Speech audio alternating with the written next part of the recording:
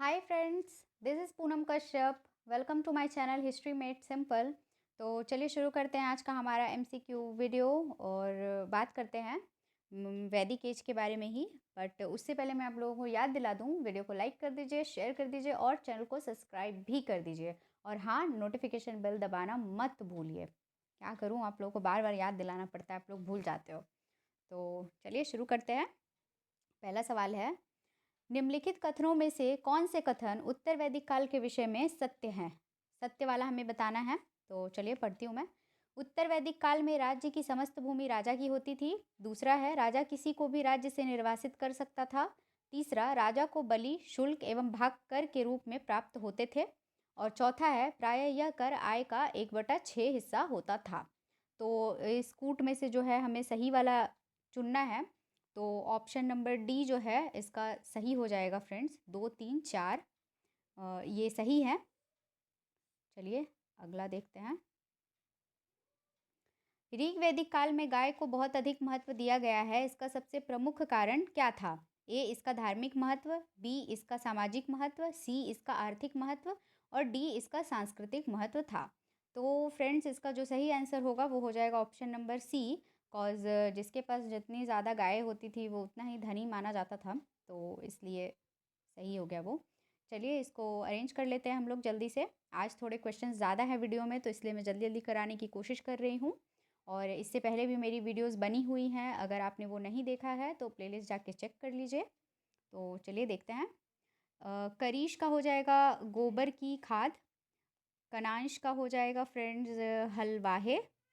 और स्थिवी का हो जाएगा अनांदी का एक सूखा नाम। और फर्श का हो जाएगा कटी फसल के गड्ढे। तो इस हिसाब से हमारा ऑप्शन नंबर सी जो होगा वो सही हो जाएगा। नेक्स्ट देखते हैं, निम्नलिखित कथनों में से कौन से कथन असत्य हैं? पहला है, सर्वप्रथम दासों के विषय में ऋग्वेद से उल्लेख मिलता है। दूसरा, ऋग्वेद में शर्द, व्रात्र तथा गण व्यापारिक इकाइयाँ थी। तो हमें कूट में से बताना है फ्रेंड्स सही वाला। तो ये ऑप्शन नंबर बी जो है केवल 2 वो गलत है, तो इसलिए ये सही हो जाएगा। चलिए, वैदिक धर्म में कहा गया कौन सा कथन सत्य नहीं है? ए, वैदिक धर्म पूर्णतः प्रतिमा मार्गी था। बी, वैदिक काल में पुरुष देवताओं के भाव की प्रधानता। सी, इस काल के अधिकांश देवताओं की आराधना पशु देवता के रूप में की गई है। और डी, मरुतों की माता की परिकल्पना चितकबरी गाय के रूप में की गई है। तो फ्रेंड्स इसका जो सत्य नहीं है, जो गलत है, वो है ऑप्शन नंबर सी। इस काल में अधिकांश देवताओं की आराधना पशु देवता के रूप में की गई है, तो इसलिए वो सही हो जाएगा। चलिए, वैदिक काल में देवताओं के लिए कही गई कौन सी बात सत्य नहीं है, ये हमें बताना है। ए, देवताओं में किसी प्रकार का ऊंच नीच का भेदभाव नहीं था। बी, वैदिक लोगों ने प्राकृतिक शक्तियों का मानवीकरण किया। सी, इस काल में बहुदेववाद का प्रचलन था। और डी, उपरोक्त में से कोई नहीं। तो फ्रेंड्स इसका सही आंसर हो जाएगा ऑप्शन नंबर डी, उपरोक्त में से कोई नहीं। चलिए सम्मिलित कर लेते हैं हम इसको।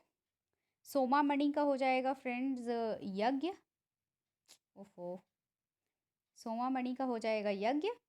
प्रतिहार का हो जाएगा क्षत्रिय। और निषाद का हो जाएगा अनार्य। और उष्णीष का हो जाएगा फ्रेंड्स पगड़ी। चलिए देख लेते हैं, इस हिसाब से हमारा जो कूट नंबर बी है वो सही हो जाएगा। अगला क्वेश्चन, बोगाज कोई महत्वपूर्ण स्थल है क्योंकि ए, यह मध्य एशिया एवं तिब्बत के मध्य एक महत्वपूर्ण व्यापारिक केंद्र था। बी, यहाँ से प्राप्त अभिलेखों में वैदिक देवता एवं देवियों का नामोल्लेख प्राप्त होता है। और सी, वेद के मूल ग्रंथों की रचना यहाँ हुई थी। और डी, उपरोक्त में से कोई नहीं। तो फ्रेंड्स इसमें जो है इसका जो सही आंसर हो जाएगा वो होगा ऑप्शन नंबर बी। यहाँ से प्राप्त अभिलेखों में वैदिक देवता एवं देवियों का नामोल्लेख प्राप्त होता है।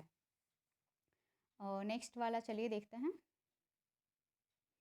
निम्नलिखित में किसके लेख में आर्यों के आदि आदि देश के विषय में जानकारी प्राप्त होती है? ए, विवेकानंद।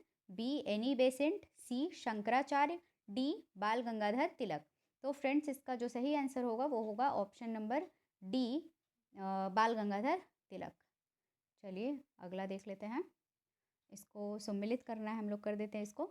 ऋग्वेद का हो जाएगा फ्रेंड्स होता, सामदेव का हो जाएगा उद्गाता, अथर्ववेद का ब्रह्मा और यजुर्वेद का अध्ययवर्यो। तो इस हिसाब से हमारा ये डी नंबर जो है कूट में वो सही हो जाएगा। चलिए अगला देखते हैं। पश्चिमोत्तर भारत में प्राप्त हथियारों से यह विदित होता है कि आरंभिक आर्यों का निवास स्थल था। 1 पूर्वी अफगानिस्तान, 2 पंजाब, तीसरा है पश्चिमी उत्तर प्रदेश के सीमावर्ती भूभाग। तो इसमें सही कूट का चयन करना है फ्रेंड्स। तो ये जो ऑप्शन नंबर सी है 1, 2, 3 ये तीनों हो जाएंगे सही। तो चलिए नेक्स्ट देखते हैं। सरस्वती और दृश्यद्विती नदियों के मध्य का प्रदेश कहलाता था। ए मुजवंत, बी आर्यवर्त, सी हिमवर्त और डी ब्रह्मावर्त। तो फ्रेंड्स इसका सही आंसर होगा option number D Brahmavarta. Next है ऋग्वेद में आर्यों के 5 कबीलों में कौन शामिल नहीं था। ए अनु, बी द्रोहा, सी तुर्वस और डी भरत। तो फ्रेंड्स इसका सही आंसर होगा option number D Bharat. Hope मैं ज़्यादा जल्दी नहीं समझा रही हूँ, पढ़ा रही हूँ, आप लोगों को समझ में आ रहा होगा। तो चलिए देखते हैं। ऋग्वैदिक काल में किस राजनीतिक संगठन में महिलाओं की भी सहभागिता होती थी। ए सभा, 2 समिति, 3 विदत और 4 गण। तो फ्रेंड्स इसका सही आंसर हो जाएगा ऑप्शन नंबर डी, ये सभा में और विदत में। चलिए अगला देखते हैं। समिति के सभापति को क्या कहा जाता था। ए मध्यमशी, बी उग्र, सी प्रश्न विनाक और डी ईशान। फ्रेंड्स इसका जो सही आंसर है वो हो जाएगा ऑप्शन नंबर डी ईशान। नेक्स्ट है स्पश वैदिक काल में किस विभाग का अधिकारी था। ए दुर्गपति, बी गुप्तचर, सी रथकार और डी राजा का मित्र। तो फ्रेंड्स इसका सही आंसर है ऑप्शन नंबर बी गुप्तचर। चलिए अगला देख लेते हैं हम लोग। इसको सुमिलित करना है, मिला लेते हैं जल्दी से इसे। एक तरफ विद्वान है, दूसरी तरफ उन्होंने जो आर्यों का मूल निवास स्थान जो है वो बताया है। तो मैक्स मूलर ने जो है वो बैक्ट्रिया बताया है और गाइल्ड ने हंगरी अथवा डेन्यू नदी की घाटी, ये दयानंद सरस्वती ने तिब्बत बताया है और गंगानाथ झा ने बहारशी देश बताया है, बहारशी। चलिए इस हिसाब से हमारा ऑप्शन नंबर जो बी है कूट का वो सही हो जाएगा। आयुर्वेद अर्थात जीवन विज्ञान का उल्लेख सर्वप्रथम किस ग्रंथ में मिलता है। ए सामवेद, बी यजुर्वेद, सी ऋग्वेद और डी अथर्ववेद। तो फ्रेंड्स इसका सही आंसर है ऑप्शन नंबर डी अथर्ववेद। चलिए अगला। निम्नलिखित कथनों में कौन से कथन असत्य है ये हमें बताना है। कर्षापर्ण का उल्लेख वैदिक साहित्य में हुआ है। 2 इंद्र को ऋतस्व गोपा कहा गया है। तीसरा है प्रजापति इंद्र का नाम नहीं था। और चौथा ऋग्वेद में सबसे अधिक मंत्र इंद्र के मिलते हैं। तो जो इसमें असत्य है फ्रेंड्स वो हमें बताना है। तो ये कूट नंबर जो सी है पहला और दूसरा ये गलत है, तो इसलिए ये सही हो जाएगा आंसर। चलिए अगला। निम्नलिखित कथनों में से कौन से कथन सत्य हैं इस बार हमें बताना है। आप लोग एग्जाम में हमेशा क्वेश्चन को ध्यान से पढ़िएगा, ये ऐसे ट्विस्ट करके पूछते हैं कि हम कभी कभी कंफ्यूज हो जाते हैं। सत्य और असत्य ये बहुत गौर कीजिएगा आप लोग इस पर। तो चलिए देख लेते हैं। सोम वनस्पति का देवता था। वैदिक आर्य देवताओं से पुत्री की लंबी आयु की कामना करते थे। और तीसरा है वरुण का सहयोगी देवता मित्र था। और चौथा है सविता को देवताओं का वैद माना जाता था। तो फ्रेंड्स इसमें जो है हमें सत्य कथन बताना है। तो ये ऑप्शन नंबर सी जो है पहला और तीसरा ये सही है। चलिए अगला देखते हैं। चित्रित धूसर मृदभांड किस संस्कृति की विशेषता है।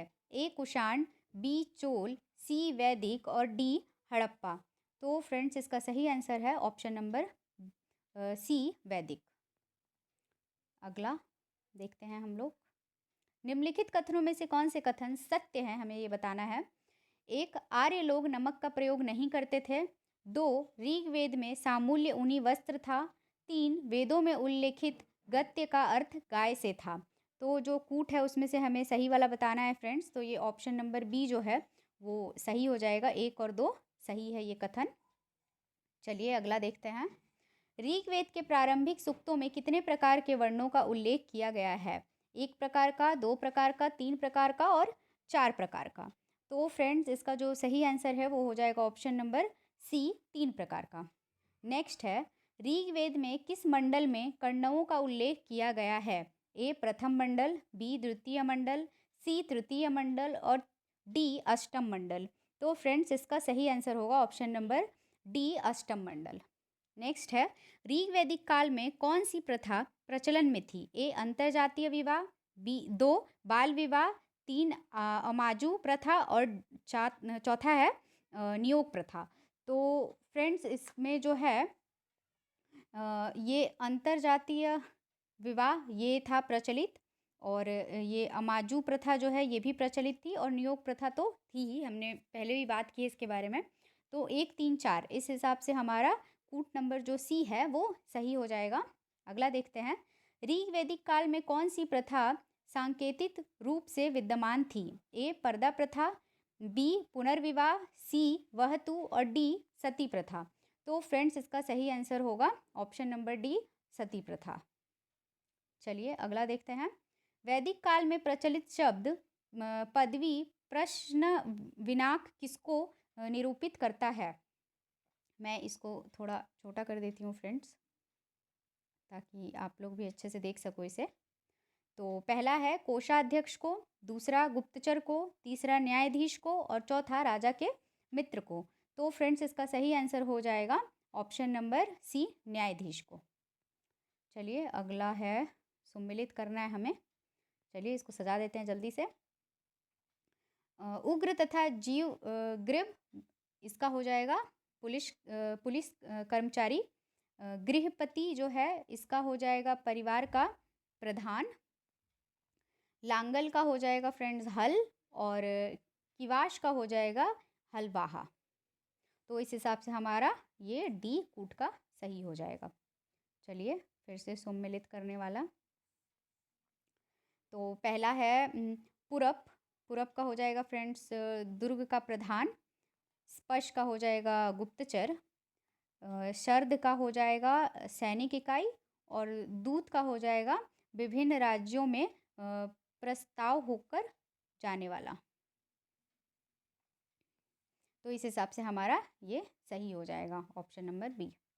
चलिए अगला देखते हैं, ऋग्वैदिक काल की जनता मुख्यतः किसमें विश्वास करती थी? ए मूर्ति पूजा में, बी एकेश्वरवाद में, सी देवी पूजा में और डी बलि एवं कर्मकांड में। तो फ्रेंड्स इसका सही आंसर है ऑप्शन नंबर बी, एकेश्वरवाद में। चलिए अगला देखते हैं हम लोग। फिर से आया यही, बहुत ज़्यादा समय लेता है इस तरह का जो क्वेश्चन आता है एग्ज़ाम में। तो चलिए देख लेते हैं। ऋग्वेद का हो जाएगा फ्रेंड्स ऐतरेय ब्राह्मण, यजुर्वेद का शतपथ ब्राह्मण, सामवेद का छांदोग्य ब्राह्मण और अथर्ववेद का गोपथ ब्राह्मण। तो इस हिसाब से हमारा ऑप्शन नंबर सी सही हो जाएगा, और ये बहुत इंपॉर्टेंट है फ्रेंड्स, ये एग्ज़ाम में पूछ लिया जाता है, तो आप लोग याद रखिएगा इसे। चलिए अगला देख लेते हैं, निम्न में से किस संगठन को नरिष्ठा कहा जाता था? ए गण, बी विदत, सी सभा और डी समिति। तो इसका जो सही आंसर है फ्रेंड्स वो हो जाएगा ऑप्शन नंबर सी, सभा। तो होप मैंने बहुत क्वेश्चंस लाने की कोशिश की इस वीडियो में, और आप लोगों को पसंद आई होगी ये वीडियो। तो प्लीज़ वीडियो को लाइक कर दीजिए, शेयर कर दीजिए, और प्लीज़ यार सब्सक्राइब भी कर दो। तो मिलते हैं हमारे नेक्स्ट वीडियो में। Till then tata, bye bye, take care.